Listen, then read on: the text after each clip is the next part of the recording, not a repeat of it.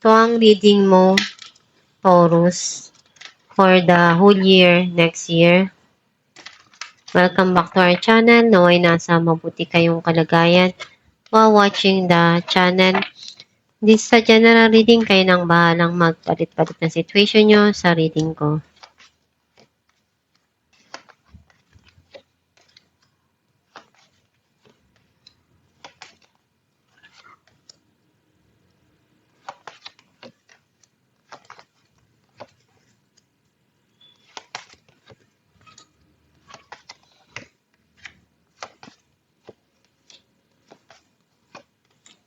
At the bottom of the deck, Page of Wands.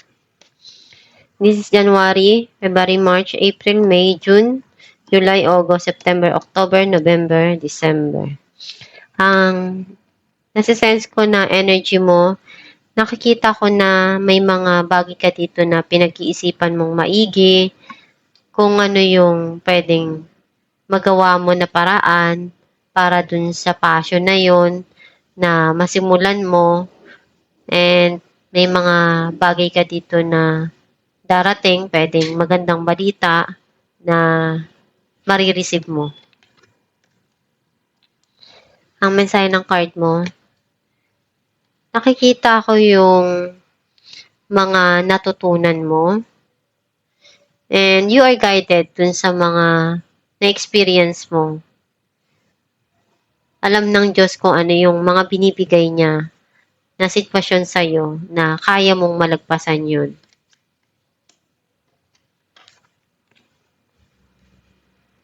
Andun yung ipaglalaban mo yung kaya mo. Gagawin mo lahat ng paraan para malagpasan or makuha mo kung ano yung gusto mo. Nakita ko na may mga desisyon ka dito na pinag-iisipan mo and nahihirapan kang makapagsimula. May mga sitwasyon na you feel stuck dun sa situation. Tinatry mong umalis dun, pero hindi mo pa ma-figure out kung paano.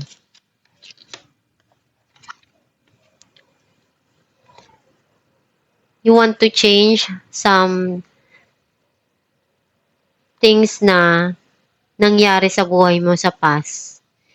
Kasi may mga bagay na hindi mo nagustuhan doon, na gusto mong baguhin, na ayaw mo nang mangyari uli. Sa'yo yun. Andun yung pagsusumikap mo. And lahat naman ng pagsusumikap, may reward yan sa huli. May mga naaalala ka pa rin na mga bagay na para sa'yo treasure doon. Mahalaga yun. Though, alam mo naman na may tumarating pero hindi mo nararamdaman na masaya ka doon dahil yung puso mo andun pa rin sa mga bagay na nawala na. Yung focus mo andun pa rin. Nakikita ko na merong celebration na darating, reunion, and reconciliation. Sobra kang nalungkot. And andun yung naramdaman mo na broken ka. Nasaktan yung puso mo ng sobra-sobra.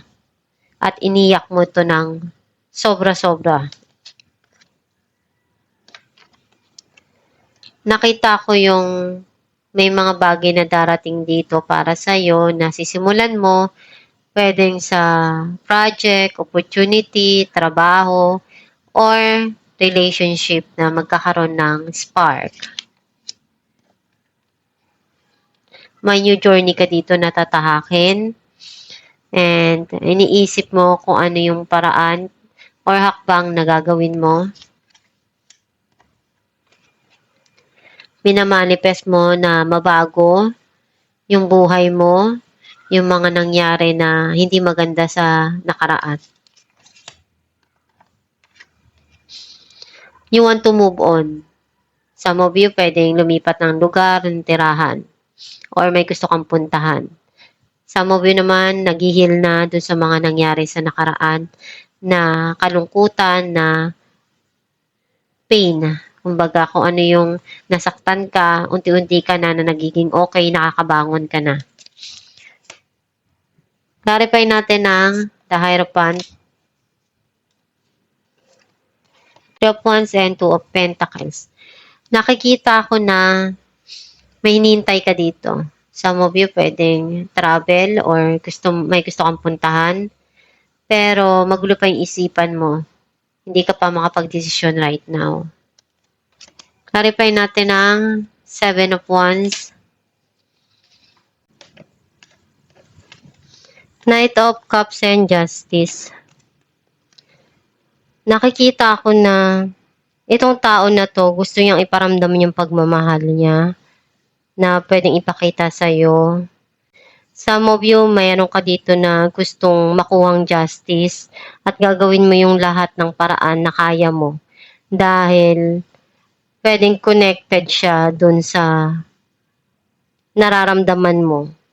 Connected dun sa puso.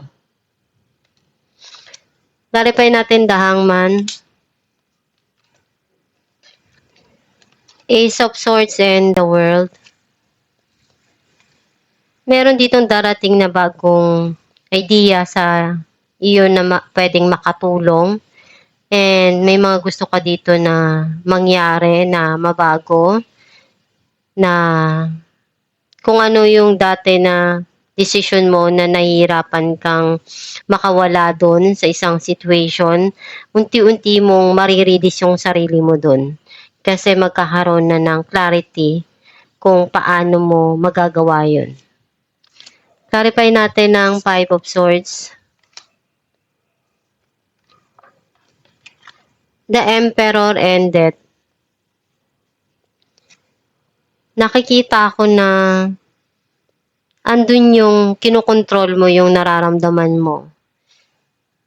At gusto mo na yung direction na tama or yung pagbabago na gusto mo, yun yung dumating sa'yo at mangyari sa buhay mo. And nakikita ko na magkakaroon talaga doon ng pagbabago sa path na tinatahak mo or dumarating sa'yo. Basta magtiwala ka dun sa kakayahan mo. Clarify natin ang Eight of Pentacles, Eight of Pentacles, and the Empress. Andun yung hard work, puro trabaho yung iniisip mo. And one day iisip mo na deserve mo naman na maibigay sa sarili mo kung ano yung reward na gusto mo. Dahil pinagsikapan mo naman, ginawa mo lahat ng makakaya mo. Clarify natin ang Five of Cups, the World, and Ace of Wands. Nakikita ko dito na may mga sisimulan ka dito na bago sa opportunity or project na darating sa'yo. Ngayon, mas gusto mong baguhin kung ano yung mga bagay na hindi maganda sa nakaraan, na pinanghinayangan mong nangyari yon, na nawala sa'yo. Pero ngayon, gagawin mo yung makakaya mo na mabago yon. Clarify natin ang Three of Cups, Six of Wands, and Ten of Pentacles. Nakikita ko yung darating sa'yo na success and victory. Some of you pwedeng makikilala, magiging popular, and magiging masaya ka. Andun yung financial windfall or stability na darating sa'yo, na magbibigay sa'yo ng magandang blessing at may celebration. Clarify natin ang Three of Swords, Ten of Swords, and Four of Swords. magkakaroon ng end doon sa situation na yon. You feel betray, nasaktan ka, kaya binigyan mo ng period yon, ng tuldok. And ngayon, mas gusto mong mapag-isa, isipin kung ano yung mga bagay na gusto mo pang mangyari sa buhay mo, pag-aralan, at magdasal. Clarify natin ng Ace of Wands, Ten of Cups, and Queen of Swords. Andun yung long-term na emotional happiness na darating sa'yo kasi na-fulfill mo na yung cups, napunuan mo na yon, and also yung darating na bago na opportunity or project na sisimulan mo, pwedeng trabaho, alam mo na kung ano yung tama para sa'yo. Magkakaroon din ng communication around the family or dun sa taong mahal mo. Clarify natin the Fool, Strength, and Page of Swords. Nakita ko na na-overcome mo yung pagsubok na yon. Ngayon, inaalam mo kung ano yung hakbang na pwede mong magawa para dun sa mga pangarap mo, para ma-achieve mo yung goal mo. Clarify natin the World, Death, and Seven of Pentacles. Ginawa mo lahat na makakaya mo eh. Titingnan mo kung kailan darating yung mga bagay na pinaglaanan mo, binigyan mo ng effort. Unti-unting magkakaroon ng changes, ng transformation. Yung mga bagay na dati akala mo hindi babalik sa'yo. Ngayon, marireceive mo din naman kung ano yung sa tingin mo, ikaw din yung nagbigay ng time doon, ng effort mo. Clarify natin ang Six of Swords, King of Wands, and Three of Pentacles. Andun yung passion also.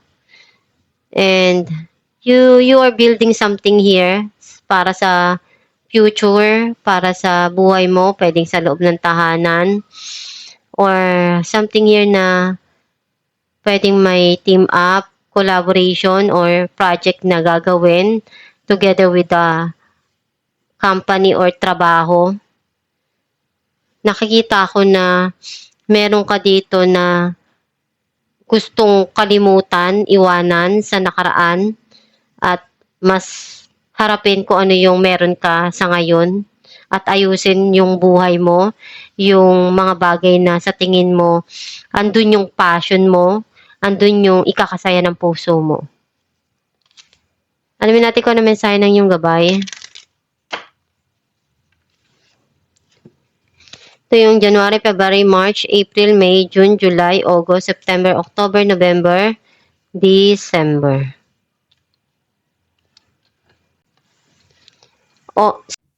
See only love. Look past the seeming errors, mistakes, and misunderstandings, and see only the love within each person, including yourself. Your resolute focus upon the love that underlies every situation brings about healing in undreamable ways. Isang mensahe ng yung gabay na tingnan mo lang yung mga nangyayari na sitwasyon sa buhay mo, yung pagmamahal na meron doon na binibigay mo at nararamdaman mo. Basta gawin mo lang yung best mo palagi sa mga pagsubok na pinagdadaanan mo, na malagpasan mo yon at makuha mo kung ano yung mga pangarap mo. At magdasal lang palagi. Kumonek ka kay God para mas maganda yung darating na biyaya para sa'yo, ma-receive mo siya ng tama at magabayan ka. At itong yung reading, Taurus, kung nakaresonate ka, kindly comment down below. Thank you for watching.